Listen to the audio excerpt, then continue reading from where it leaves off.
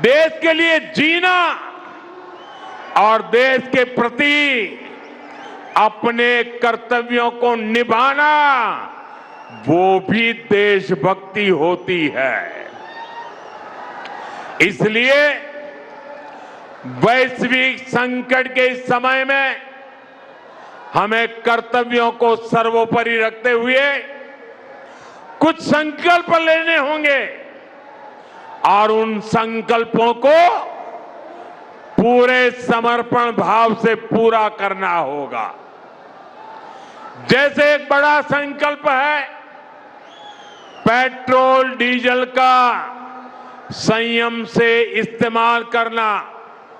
साथियों, हमें petrol diesel का उपयोग कम करना होगा। शहरों में जहां मेट्रो है वहां हम तय करें कि हम मेट्रो का ही उपयोग करेंगे, ज्यादा से ज्यादा मेट्रो में ही जाएंगे। अगर कार में ही जाना जरूरी है तो फिर कार पूल करने का प्रयास करें और भी लोगों को साथ बिठा ले।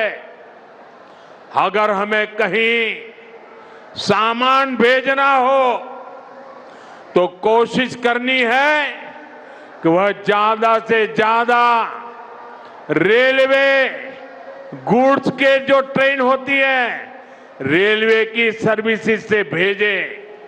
Work from home, online conferences, virtual meetings, इनको हमें फिर से प्राथमिकता देनी है।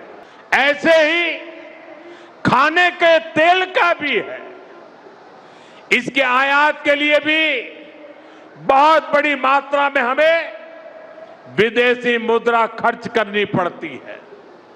हर परिवार अगर खाने के तेल में खाने का तेल का जो उपयोग करता है अगर वो कुछ कमी करे, मैंने बार बार कहा है 10% कम करो। अगर हम तेल खाना कम करें ना तो भी वो देशभक्ति का बहुत बड़ा काम है। आज जो संकट है उसमें हमें विदेशी मुद्रा बचाने पर भी बहुत जोर देना होगा।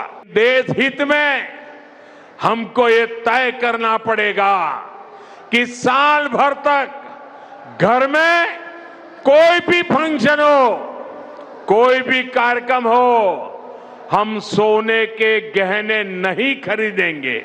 जैसे आजकल जो विदेशों में शादियों का, विदेशों में घूमने का, विदेशों में वैकेशन पर जाने का मिडिल क्लास में कल्चर बढ़ता जा रहा है।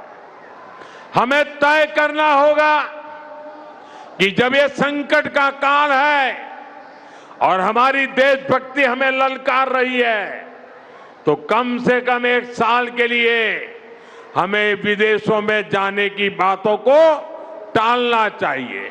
बहुत जरूरी है कि हम केमिकल फर्टिलाइजर की खपत 25%, 30%, 40%, 50% उसको घटाए, आधी कर दें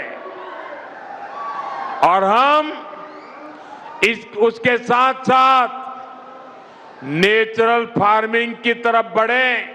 मैं कोविड काल में भी आग्रह करता था कि हम स्थानीय चीजें खरीदें, वोकल फॉर लोकल के मंत्र को लेकर चले।